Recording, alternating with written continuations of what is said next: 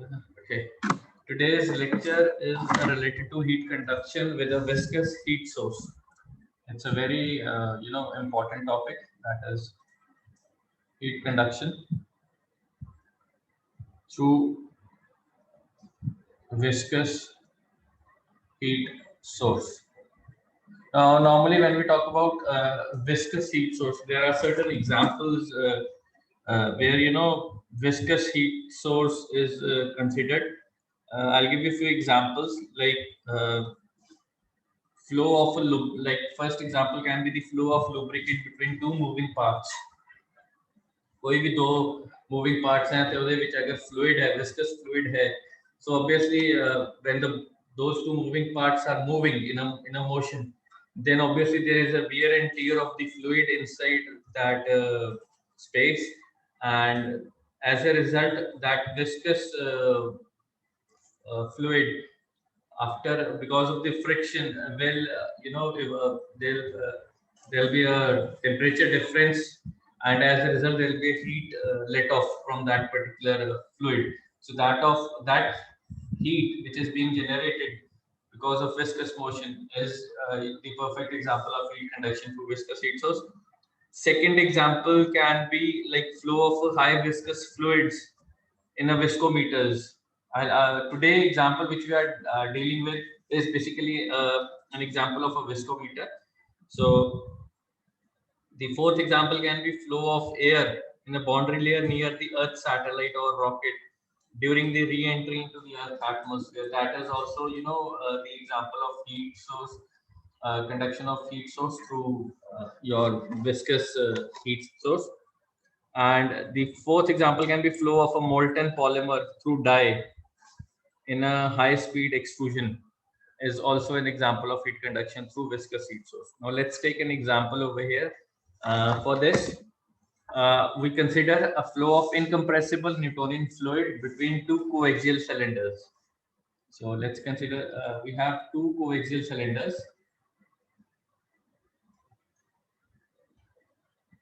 and in between there is a Newtonian fluid. Now in this, what is happening is the inner cylinder is stationary and the outer cylinder is rotating. It's rotating with the angular velocity omega. The outer cylinder is rotating with the angular velocity omega. Now, what happens when the outer shell rotates? When the outer shell rotates, the fluid which is there inside this will also rotate. As a result, because of the friction and viscosity, there will be a rubbing of layers of the fluid, and as a result there'll be the adjacent layers of the fluid, because of the rubbing produces heat, and therefore the mechanical energy steadily degrades into the thermal energy. Now the heat source resulting from this viscous dissipation, the heat source which is resulting from this viscous dissipation is designated as SV. It's designated as SV, and its magnitude depends upon the local velocity gradient. Local velocity gradient. And as the two adjacent layers, they rapidly rotate, more rapidly they rotate, so more will be the viscous heat dissipation. So जितनी ज़्यादा outer layer, outer ring, outer cylinder rotate करेगा, उतना ही fast viscous dissipation होगी heat की. Also, the surface temperatures of the inner and the outer are maintained at, let's say, the inner temperature is maintained, the temperature of the fluid over here is maintained at T naught, and at the outer it's maintained at TB. Okay, so obviously the distance between the plates is considered as B. Now in this, what we do is we take a shell of this size. Let's say we consider a shell, any particular section. So we consider this thing, and this can be considered, can be represented in the form of let's say there are two, can be considered as two parallel plates. the width between the two parallel plates is b, that is the same width b.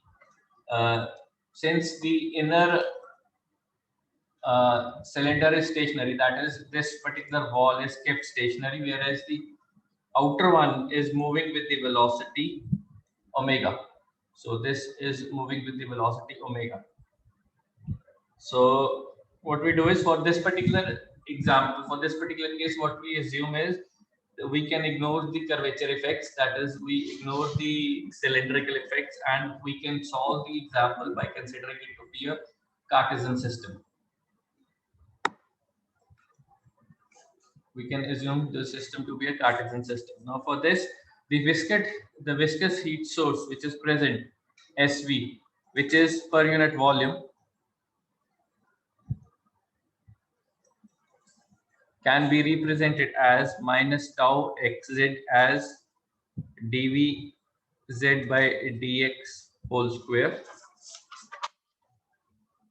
We can take the x's as x and z.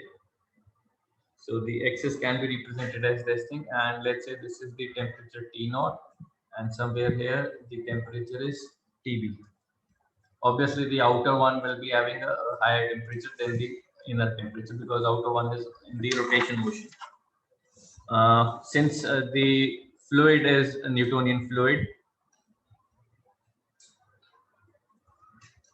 so tau xz can be minus mu duz by dx. So that can be replaced over here. So SV can be written as mu duz by dx whole square, can be represented as whole square. Okay, there is no it is this thing. So it is represented this. Also, for a steady laminar flow,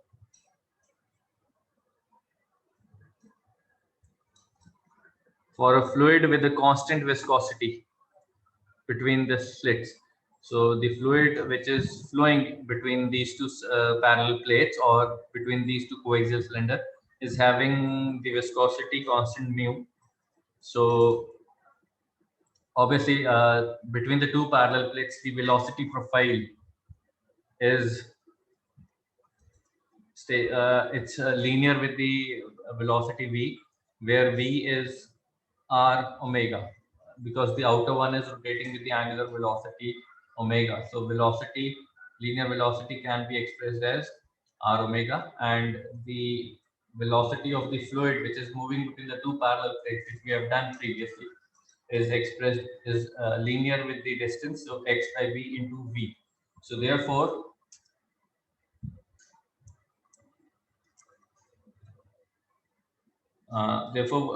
we can put this value over here, and we can get the expression of SV as mu v by v whole square. It can be represented as this. Now what we do is, we take a small shell and we apply the balance. Now in this shell, the width is delta x, the thickness of the shell is delta x, the width is w, and let's say the length is l. So if we apply the balance on this particular shell under steady state conditions, so energy balance on the shell under steady state conditions will be, let's say, w into l into q at x, entering at x, minus wl into qx at x plus delta x, plus the viscous heat dissipation, which is per unit volume. So w into l into delta x is the volume, into SV is equal to 0. So we substitute the value of SV over here, so which can be written as w into l qx at x, qx at x plus delta x, plus wl delta x into mu v by v whole square equal to 0. Now divide the entire equation by delta x wl, and take the limit delta x approaches 0. So what we have is dq by dx as mu by v by p whole square. So which upon integration will lead to qx as mu v by b square x plus c1. Now the boundary conditions at any given value of x, we say that do not have any idea about the heat flux. So C1 cannot be determined currently at this stage. So what we do is we apply the Fourier conduction that Qx is minus k dt by dx. So minus k dt by dx is mu v by b whole square x plus C1. So which further integration will lead to the temperature profile, that is T is equal to minus mu by K V by B whole square x square by 2 minus C1 by Kx plus C2. So this is the temperature profile. Now the boundary conditions at x equal to 0, we have T naught, that is at the inner surface, and at x equal to B, T is equal to TB, that is at the outer surface. So you can see at x equal to 0, it is T naught, and x equal to B, that is at the outer plate, the temperature is TB. So using these boundary conditions, we'll evaluate the value of the constant C1 and C2. So C2, if you apply these boundary conditions, so C2 comes out to be T naught. So with the first boundary condition, obviously with the first boundary condition, you have the value of C2 as this thing. Now the expression can be written as T minus T naught is equal to minus mu by K V by B whole square x square by 2 minus C1 by K into x. Now we apply the second boundary condition at x equal to B, T is equal to TB. So from here we can find out the value of C1. So C1 comes out to be, you can put this value and get the value C1. So C1 will come out to be minus K TB minus T naught over P plus mu B square by 2B. So that's the value of C1. So again, substituting back the values of C1 and C2. So we have the expression of the temperature, which is T is equal to minus mu by K B by B whole square x square by 2 plus K TB minus T naught by B plus mu B square by 2B into x by K plus T naught. So let's simplify this thing. So we can take T naught on the other side. So it's T minus T naught equal to minus mu by K V by B whole square x square by 2 plus, okay, we open up the bracket. So we have TB minus T naught by B to x plus mu B square x by 2bk. Now what we do is let's take TB minus T naught on the other side. So what we have T minus T naught over TB minus T naught as minus mu by K B by B whole square x square by 2 into 1 by TB minus T naught plus x by B plus mu V square x by 2bk into TB minus T naught. Now from this expression, T minus T naught over TB minus T naught can be written as x by B, that is this term, plus if you know from these two, if you take out common term 1 by 2 mu V square by K into TB minus T naught, we are left with x by B minus x by b whole square, or x by b can be taken out, plus 1 by 2 mu b square over k tv minus t naught into x by b can be taken out. So we have 1 minus x by b. So this is the temperature profile within the flow of coaxial cylinders. Now, if you look at the temperature profile, it will be something like, and these are the two parallel plates. One is the temperature TB, T naught. The other one is TB. So it should be something like more sort of a parabolic shape, depending upon this condition. Now, if you look at, there is one term which is existing in this. If you look at this particular term, that is mu b square by k into tb minus t naught. This particular term is known as, it's a very important dimensionless term which goes by the name Brinkman number. So it's a Brinkman number which is represented as Br, which is mu v square by k into tb minus t naught. It's a dimensionless number. Now, Brinkman number, basically, what does Brinkman number represents? Brinkman number represents the extent to which the viscosity heat,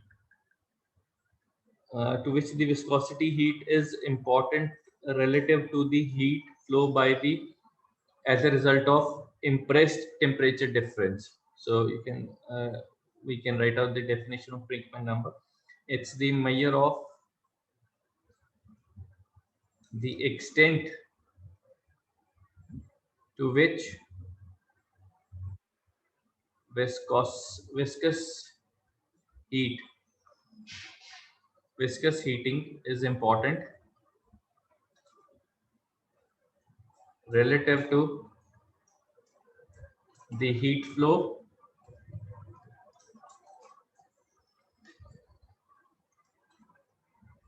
resulting from the temperature difference, that is TB minus T naught.